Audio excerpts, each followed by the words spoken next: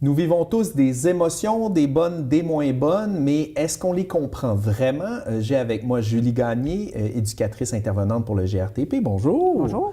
Alors, décortiquons justement, c'est quoi une émotion? Bien, une émotion, finalement, c'est un signal qui se donne à notre corps pour dire qu'il y a quelque chose, pas qui cloche nécessairement, parce que ça peut être une émotion agréable aussi, mais qu'il y a quelque chose qui se passe, ça nous avertit. Qui mérite notre attention. C'est ça attire notre attention, tout à fait. Il y a combien d'émotions? Des fois, j'ai l'impression qu'il y en a de toutes les sortes, de toutes les couleurs. On a de la misère à les identifier. Effectivement, parce qu'à la base, il y a juste 7 émotions, finalement, qu'on va retrouver, puis c'est de façon universelle, là, qu'on soit dans n'importe quel pays, n'importe quelle culture. Si je suis sur la rue puis je vois quelqu'un qui pleure, bien, je vais être capable de reconnaître, sans que la personne parle, bien, elle a de la peine. Fait que parmi ces 7 émotions-là, il y a la peine, la joie, la surprise, la honte, qui est plus une émotion sociale. OK. Parce que ça réfère un peu à l'ego, là. Le soi. Puis, il y a le dégoût, la peur, évidemment. Elle, c'est le moteur de l'anxiété. Et ensuite, il y a la colère. Et de toutes ces émotions-là, il y a des variations, mais c'est pas des émotions en tant que telles, c'est des constructions, dans le fond?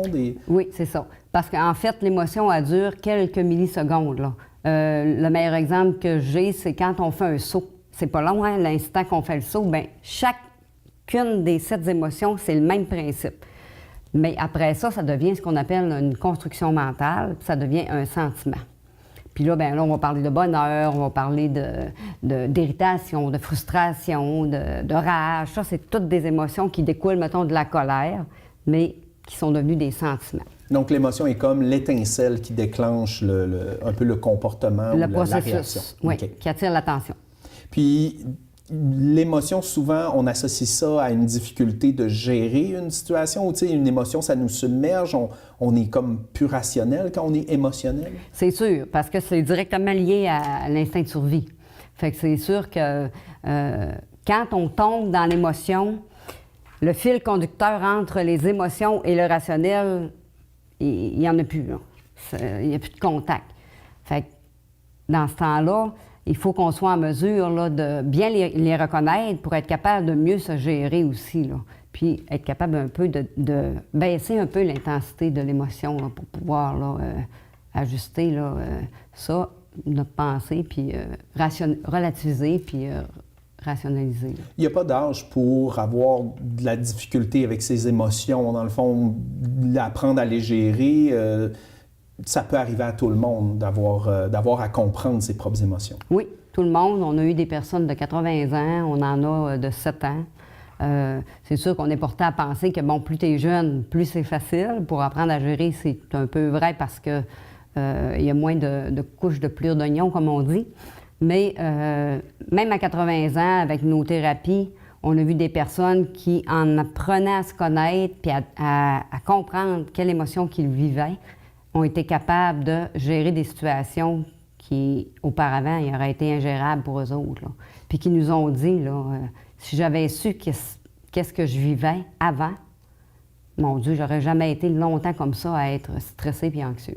Donc, c'est un conseil qu'on donne aux gens. Si vous avez l'impression que vos émotions vous dépassent, c'est de s'arrêter pour les comprendre. Peut-être identifier l'émotion sur les 7 primaires, si je peux dire. Oui, puis c'est aussi simple que ça, puis aussi facile, parce que quand on se limite aux 7, on a la base. Fait que quand on est capable d'identifier quelle émotion est venue attirer notre attention, bien là, on est capable d'être en mesure de dire, bon, bien, OK, bon, je vis de la colère, je vais accueillir l'émotion, ça va passer, je vais laisser descendre le tout. Puis après ça, bien là, j'ajusterai là, mes comportements en fonction de ça, parce que quand on est dans les émotions, habituellement, surtout la colère, la peur, la tristesse, on fait pas bien les choses bonnes, comme on dit. Là. Tu sais, les comportements ou les choix peuvent être impulsifs. Fait que c'est pour ça qu'ils disent souvent de pas prendre de pas décision, bouger, de ne rien faire quand on est en émotion, prendre un pas de recul. Donc, des gens à la maison qui nous écoutent puis qui font « Ah, donc c'est si simple que ça, j'ai juste à chercher l'émotion principale. » Est-ce qu'on peut quand même lui donner des trucs, des conseils pour faire ce processus-là? J'imagine, premièrement, noter les 7 puis en avoir conscience. Oui, en avoir conscience. Puis, ils peuvent aller plus loin dans la recherche. Il faut savoir qu'une émotion, c'est relié à un besoin. Mettons, je dis la peur, par exemple, bien, ça va être relié au besoin de sécurité. Fait que, mettons, la colère, bien, je vais avoir besoin, mettons, d'être compris, puis je vais avoir besoin d'être respecté. OK. Donc ça, c'est comme l'étape d'après, identifier son besoin. Oui. Parce que quand on identifie le besoin, on est en mesure de nommer l'émotion, mais pourquoi j'ai cette émotion-là? Bon, je ne me suis pas sentie respectée dans mon besoin. Fait que ça permet de démystifier beaucoup et aussi d'éviter des situations, on va dire, conflictuelles. Puis, il y en a des gens, il y en a beaucoup de gens, justement, qui ne font pas ce travail-là parce qu'ils n'ont pas été éduqués à faire ce travail-là, j'imagine. Oui, tout à fait. C'est vraiment de l'éducation, là.